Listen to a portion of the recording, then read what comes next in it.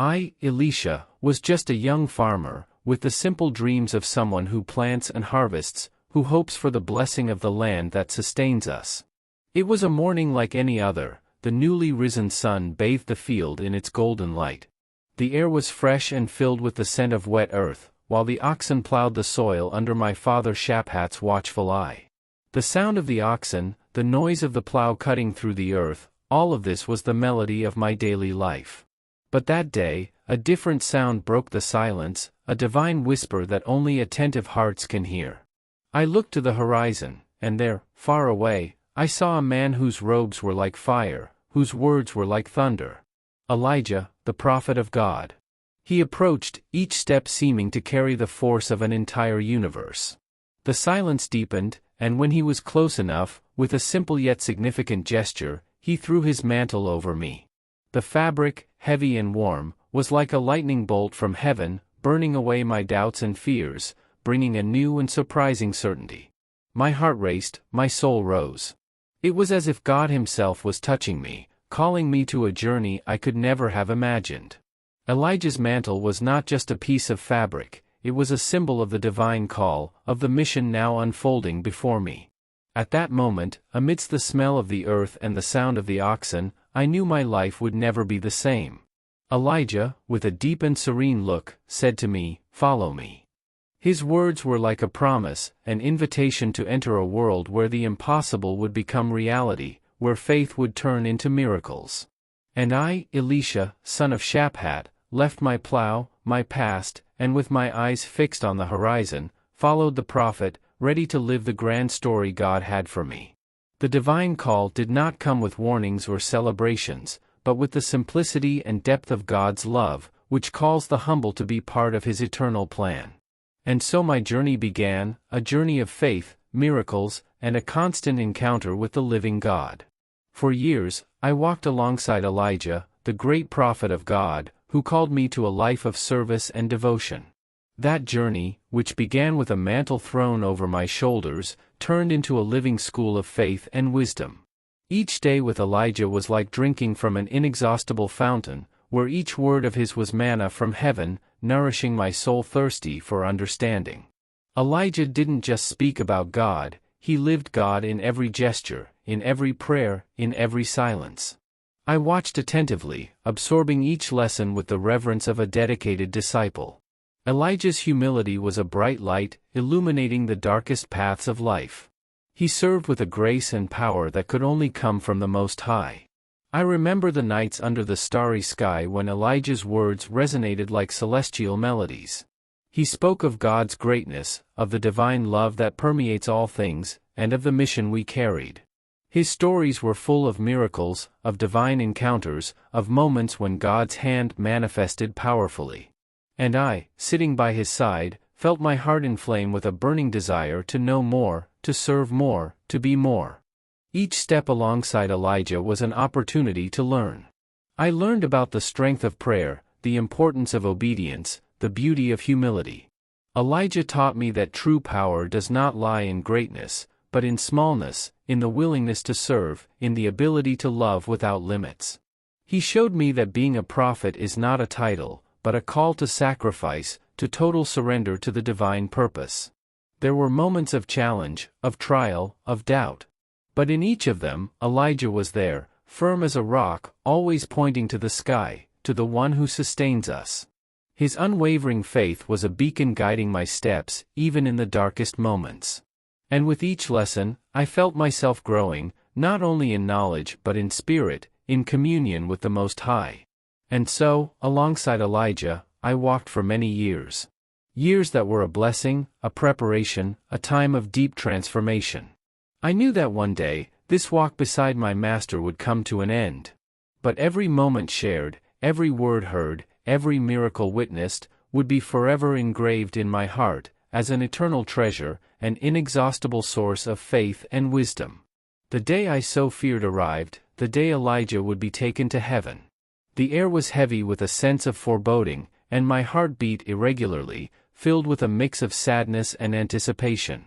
Elijah, the great prophet, my mentor and friend, was about to depart to be with the Most High, and I felt the weight of the imminent farewell. As we walked, the silence between us was dense, full of unspoken words and intense emotions. I knew this was a crucial moment, a turning point in my life. Amidst the anguish, a burning desire arose in my heart. I wanted a double portion of Elijah's spirit. It was a bold request, but I felt I would need all the strength and wisdom I could receive to continue the work he had begun. Finally, we stopped by the Jordan. Elijah, with that serene and deep look, turned to me and asked, "What can I do for you before I am taken from you?"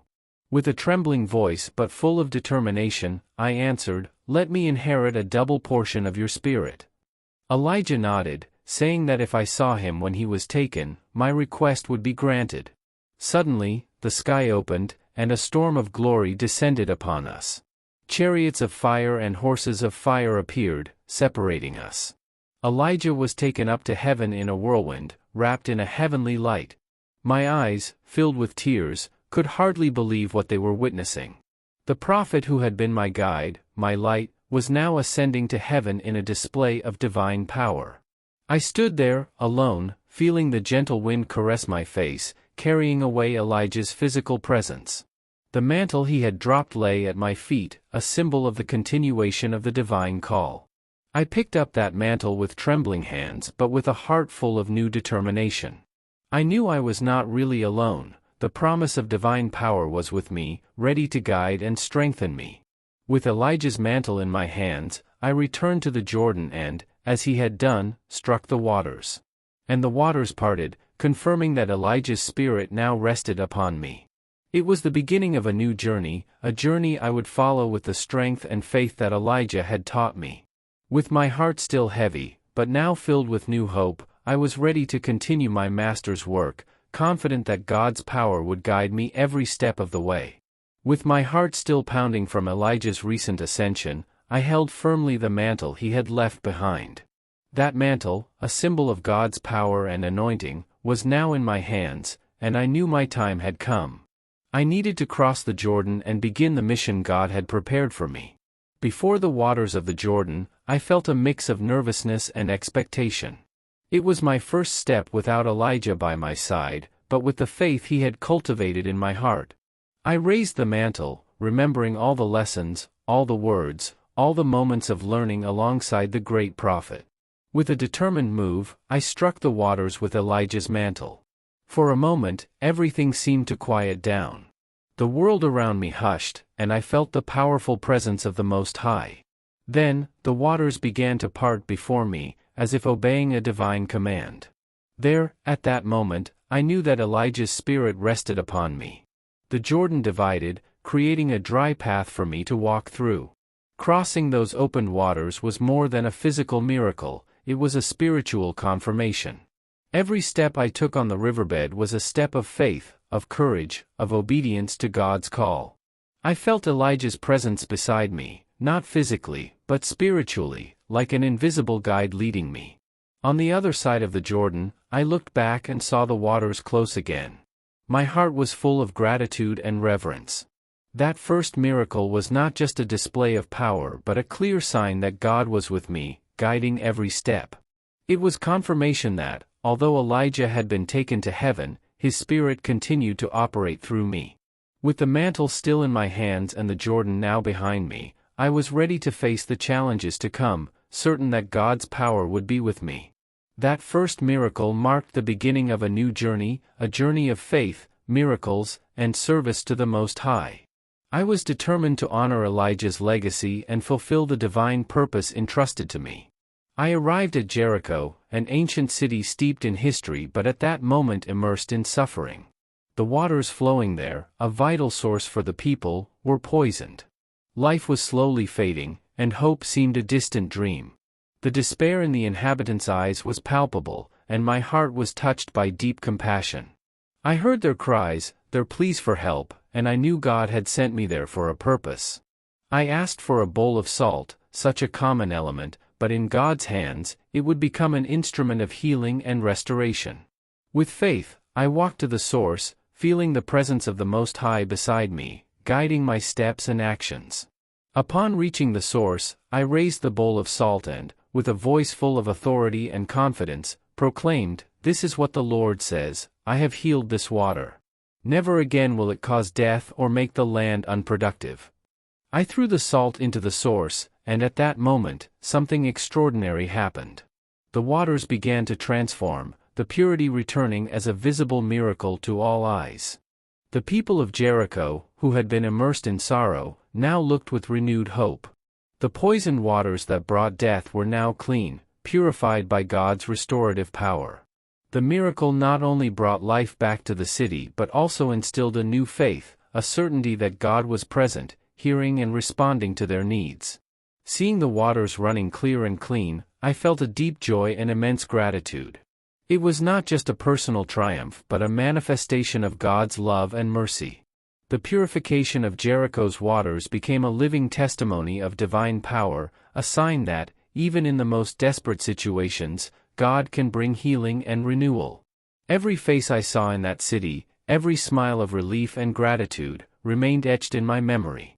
I knew that miracle would be remembered for generations, not just as divine intervention but as a constant reminder of God's presence among us, ready to restore, heal, and bring hope where there was once despair. Then I continued my journey, and one day, before 100 hungry men, I felt the weight of need and urgency in their eyes. These were times of scarcity, and hunger was a constant shadow over us. I knew I had to do something, and my faith told me that God would not abandon His people in their greatest hour of need. All we had were 20 barley loaves, an insignificant amount for so many mouths to feed. Holding the loaves in my hands, I raised my eyes to heaven, seeking divine guidance. I remembered past miracles, the times when God had proven to be a faithful provider, multiplying the little to meet the many. With a heart full of faith, I began to distribute the loaves.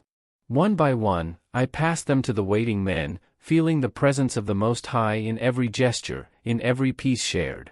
What seemed impossible began to unfold before my eyes. As I distributed, the loaves seemed to multiply in my hands. There was no rush, only a sacred serenity enveloping us all. The men, who had been desperate, now looked with amazement and gratitude.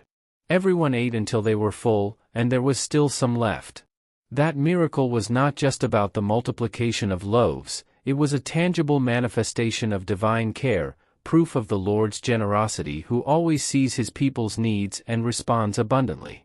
The feeling of seeing those men satisfied, hearing their murmurs of gratitude, deeply touched my soul.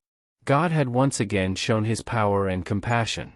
In times of scarcity, He proved to be the inexhaustible source of provision, bringing abundance where there was lack. At that moment, under the open sky with hearts filled, I understood even more deeply the Lord's generosity. He is the God who sees and provides, who turns the little into much and invites us to trust Him fully. The multiplication of the loaves was an echo of divine love, a powerful reminder that in God, there is always more than enough. Days later, the story of Naaman, the powerful Syrian commander, reached me wrapped in despair and hope. He, a man of great authority and respect, was being consumed by leprosy, a disease that did not distinguish status or power. When he came to me, he carried a mix of pride and supplication, desperately seeking a cure that seemed impossible. God, in His infinite wisdom, inspired me to give a simple instruction but one that required a great demonstration of faith and humility: "Go, wash yourself 7 times in the Jordan." For a man accustomed to complex orders and military strategies, this guidance must have sounded ridiculous, almost insulting. And indeed, Naaman reacted with disbelief and anger, questioning why he should submit to such an act in an Israeli river when there were greater and cleaner rivers in his homeland. However, something touched his heart. Perhaps it was the persistence of his servants, or maybe a divine whisper that convinced him to try. Naaman, with his entourage, went to the Jordan, and I watched from a distance, my heart full of prayer and expectation. With each dip in the river, I could feel Naaman's doubt and pride dissolving. With each submersion, he was being purified not only externally but also internally. And on the 7th dip, when he emerged from the waters, his skin was renewed, clean like a child's. The miracle happened before everyone's eyes, but it was Naaman's heart that changed most profoundly. Naaman returned to me, not just as a healed man but transformed. He acknowledged the power of the God of Israel, a power that knows no borders, that is not limited to one nation or people. In his gratitude, he wanted to offer gifts, but I refused, knowing that the glory of that miracle belonged solely to the Lord. Naaman's healing was not just a physical restoration, it was a revelation of God's universal and impartial power. It was a living testimony that divine love and mercy can reach even foreign hearts, breaking down barriers and prejudices. Naaman, a Syrian commander, became an ambassador of God's power, carrying with him a new faith and a story of transformation that would echo far beyond his land's borders. That day, under the scorching sun and the waters of the Jordan, I once again understood the greatness of the Most High. God, in his unfathomable love, calls and heals whomever he wills, demonstrating that his power and mercy are for all peoples, everywhere. And I, Elisha, was a humble instrument of this magnificent work, witnessing the infinite reach of God's grace. On a day that seemed ordinary but was destined to become extraordinary, the news of the desperate widow reached my ears. She, a woman marked by loss and poverty, came to me with tears in her eyes and a heavy heart. Her husband, a devout and God-fearing man, had passed away, leaving her alone with her children and an insurmountable debt. The creditors threatened to take her children as slaves, and she saw no way out. As she told me her story, I saw the despair on her face but also a spark of hope. She believed that God could do something, even when everything seemed lost. I asked her what she had at home, and her answer was simple: only a small jar of oil. That little, in God's hands, was about to become a miracle. I instructed her to borrow as many empty vessels as she could from her neighbors. Without questioning, she and her sons went door to door, collecting vessels of all sizes. When they returned, I shut the door behind them, creating a sacred space where faith and obedience would be rewarded. With the small jar of oil in hand, I began to pour the precious liquid into the empty vessels. To the widow's and her son's amazement, the oil did not stop flowing. Vessel after vessel, the small jar continued to fill, overflowing with divine abundance. The vessels lined up, filled to the brim, and yet the oil kept flowing, an undeniable proof of God's power and provision. When there were no more vessels to fill, the oil stopped flowing. I looked at the widow and her sons, their faces lit with incredulity and gratitude. I then said to her, "Go, sell the oil and pay your debts. You and your sons can live on what is left." The joy and relief in their eyes were indescribable. At that moment, God had turned her anguish into joy, her poverty into abundant provision. This miracle, so simple and so grand, was a living testimony of God's faithfulness.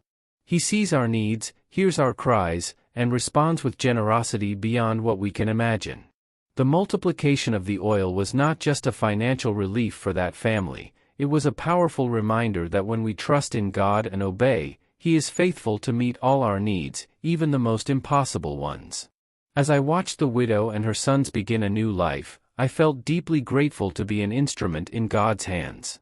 The story of that small jar of oil would be told for generations, an eternal symbol of divine provision in times of need, and a testimony of God's immeasurable faithfulness to those who trust in Him. My story continued, with more testimonies of divine blessings. One day, news reached me like an unexpected blow, a deep pain that tore at the fabric of hope. The Shunammite woman, a lady of great faith and hospitality, had lost her son. The boy, who had brought so much joy and blessing to her family, was now lifeless. The sorrow of that mother echoed in every word, in every tear shed. When I heard her cry, I felt an urgency in my heart. God had called me to an even more sublime mission, to demonstrate His power and compassion in a way that would defy the very boundaries of mortality. I set out for the Shunammite woman's house, my steps guided by deep faith and trust in the divine promise. Upon arrival, the scene of mourning and despair was everywhere. The boy's body lay on the bed, surrounded by oppressive silence. The Shunammite woman, with a broken heart, led me to him, her faith in God still shining despite the pain. I looked at the boy's pale face and, with a fervent desire for God's will to be done, I began to pray. I stretched myself out on the boy's body, my body and soul immersed in intense prayer. The words I murmured were a cry for life, a plea for the God of the impossible to show his power. I felt the presence of the Most High around me, a divine energy that seemed to pulse through me. Gradually, the boy's body began to warm, and an invisible force seemed to restore what had been lost. The most sublime and impactful moment was when the boy opened his eyes and looked at me. Life had returned to him, and the room filled with sounds of joy and relief. The Shunammite woman, who had experienced the deepest sorrow, now witnessed the resurrection of her son. The emotion in her eyes was indescribable, a mix of gratitude, awe, and joy. This miracle was not just an act of mercy, it was a powerful seal on the ministry God had entrusted to me. It clearly demonstrated that for God, nothing is impossible. The resurrection of the Shunammite woman's son was a living proclamation of God's ability to transform death into life, to renew what seemed irretrievably lost. As I watched the boy embrace his mother, the room illuminated by a new light of hope, I felt deep gratitude. God had shown his power grandly, reaffirming that even in the darkest situations, he can bring light and life. This miracle sealed my mission with an eternal testimony that faith and prayer have the power to make the impossible happen and that the God I serve is indeed the Lord of life and death. As I reflect on my journey, I feel that my life is a testimony of faith and courage, a beacon shining in the darkest nights. Elisha's story is not just the narrative of a prophet, it is a living message about God's transformative power, an invitation for all of us to embrace unwavering faith and complete trust in the Lord. Every miracle I witnessed, every act of faith, was not a demonstration of my own power but a revelation of divine love and grace. From the unexpected call in the field to the moment I saw the Jordan's waters part, each event was proof that God is always present, even in the most challenging circumstances. I did nothing alone, it was the hand of the Most High that guided me, empowered me, and performed wonders through me. God's power knows no limits, and his ways are beyond our understanding. The multiplication of the loaves, the healing of Naaman, the resurrection of the Shunammite woman's son, all these miracles were not just extraordinary events but signs that our trust in God can transform impossibility into reality. Each miracle was a reminder that when we place our faith in God, we become instruments of his will, agents of his mercy, and witnesses of his love. I hope that my life and mission inspire you to live with courage and faith. May you look at challenges and see in them opportunities for the manifestation of God's power. May you find the strength to respond to the divine call, even when the path seems dark and uncertain. No matter how great your difficulties, remember that God is always by your side, ready to act in ways that exceed all understanding. May my story be a beacon for your journey, a constant reminder that by fully trusting in the Lord, you can become a channel of his miracles and an example of unwavering faith. May you, like me, be a living testimony that in God, nothing is impossible, and that his will always prevails. Let this truth fill your heart and guide your steps as you live each day with the certainty that God's power and love are with you, now and always. Just as Elisha was an instrument of miracles and hope in times of uncertainty, each of us has the potential to be a light in the darkness, an agent of healing in a wounded world. God chooses the simple to accomplish his extraordinary plans, and he is ready to empower, guide, and strengthen us as we walk in obedience and faith. Therefore, may this story inspire you to listen attentively to God's voice in your life, to respond with courage to the challenges that arise, and to trust in the promise that he is with us every step of the journey. May our lives be living witnesses of God's grace and power, and may we always seek his will with an open and determined heart. May Elisha's faith inspire us to face our own Jordans, to purify the tainted waters around us, and to multiply love and hope wherever we are. May God's grace sustain and strengthen us, today and always. In the name of the God who called Elisha, who calls and empowers us, I pray that each of us may live a life of purpose, impact, and faith. May our response to the divine call always be a testimony to his unwavering love and eternal faithfulness. So be it. Amen.